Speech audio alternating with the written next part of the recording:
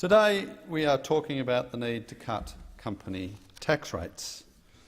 For years, the Liberal Democrats have talked about the new jobs and higher wages that would come from cutting the company tax rate. But we have to change this message. It's no longer so much about winning new, higher-paying jobs. It's about keeping our current, poorly paid jobs. The message of hope is less relevant.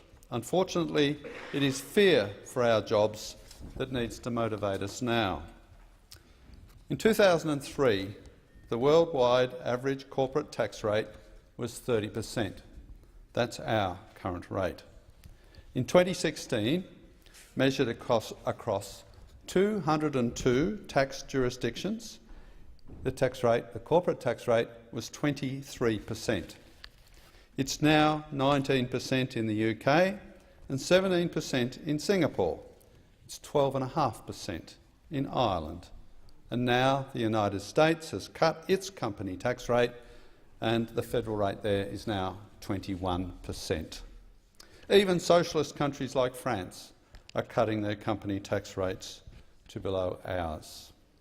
As a result, the great majority of the countries of the world charge companies the great majority of the countries of the world charge companies far less than Australia for the privilege of investing in their countries. So the great majority of the world's investment is passing Australia by, along with the jobs and wage growth that comes with it. And it will only get worse while our company tax rate remains stuck at 30%, notwithstanding the minor concessions for small businesses. We need to live in the real world.